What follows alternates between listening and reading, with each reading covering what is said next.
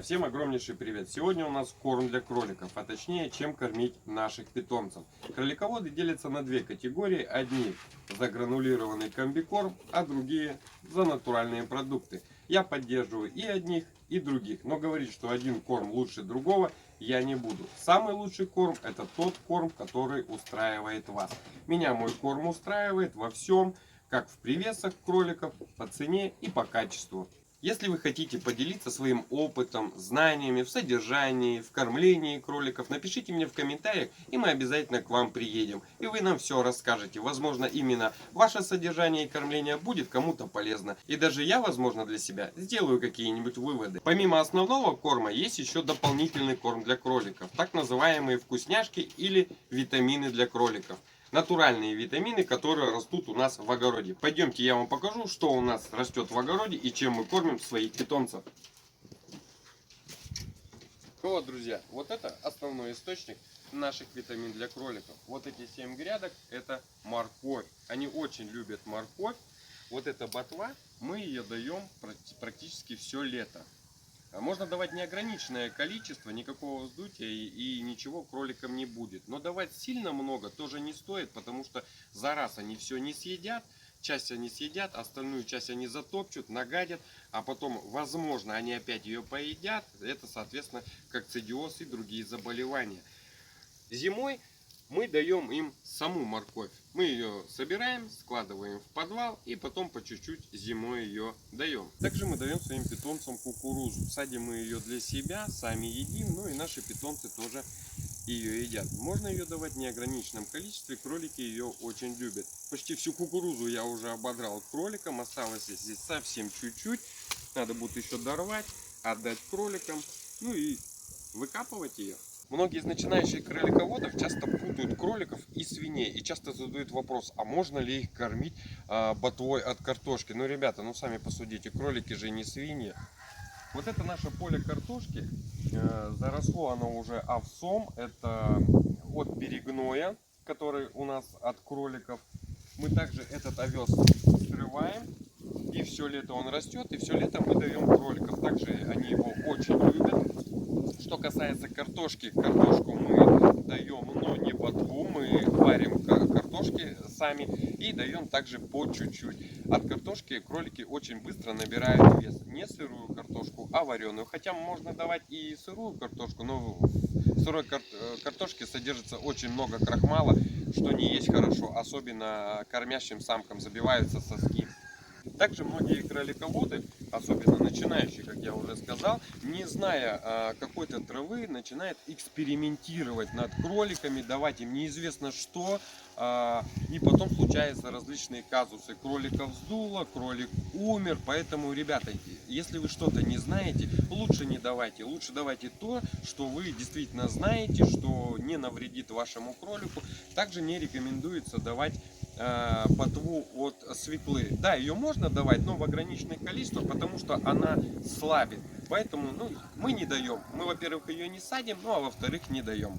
Также в нашем огороде имеется капуста. Мы ее даем, но в ограниченных количествах и только взрослым. Маленьким мы не стараемся давать, потому что их может вздуть. Еще раз хочу предупредить вас, что если вы не знаете какой-то травы, не давайте кроликам, потому что многие травы имеют большую концентрацию ядов, и вы просто можете убить своих кроликов. Поэтому лучше давайте то, что вы знаете, что дает основная масса кролиководов, но и не экспериментируйте. Также в нашем ассортименте имеется укроп. Его кролики тоже очень любят, но в больших количествах его лучше не давать.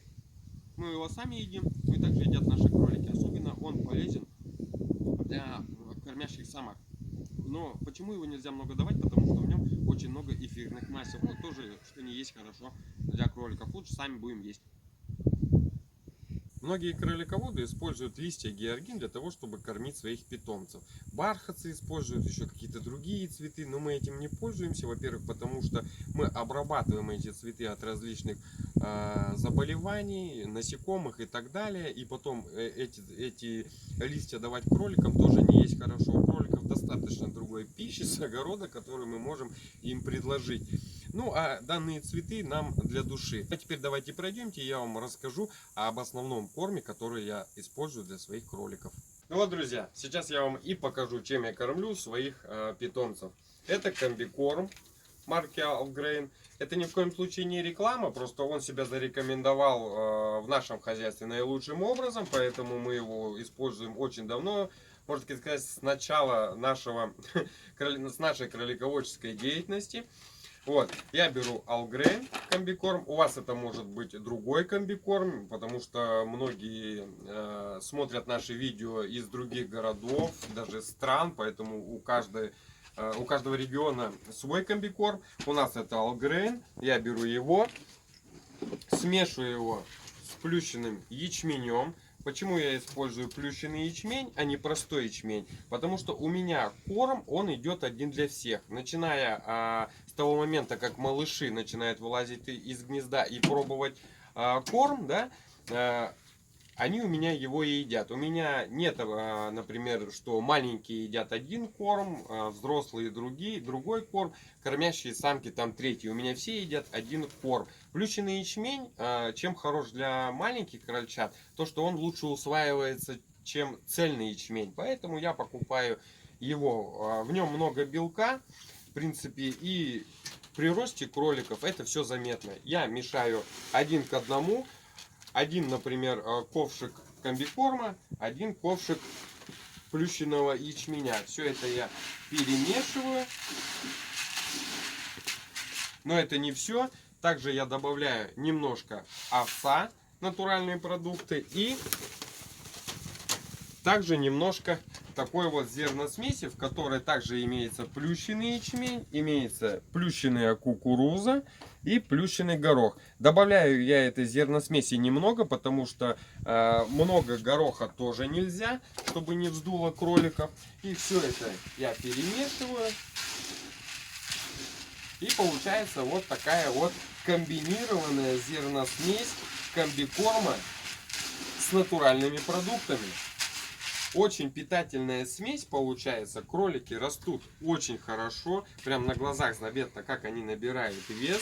Потому что, во-первых, и в самом комбикорме достаточно протеина и белка для роста. Ну и, соответственно, в других ингредиентах натуральных также этого полно. Этот корм очень питательный, и поэтому взрослым особям его нужно давать помаленьку. Мы даем 2 раза в неделю. У взрослых ежедневно это овес. Вот, а 2 раза в неделю мы даем им эту смесь, потому что она очень питательна, и есть риск того, что взрослые особи зажиреют. Если самка зажиреет, соответственно, вы ее не покроете. Если зажиреет самец, то он покрыть самку не сможет. И многие покупатели у нас спрашивают, чем мы кормим. Ну, мы им рассказываем, чем мы кормим, мы довольны результатом.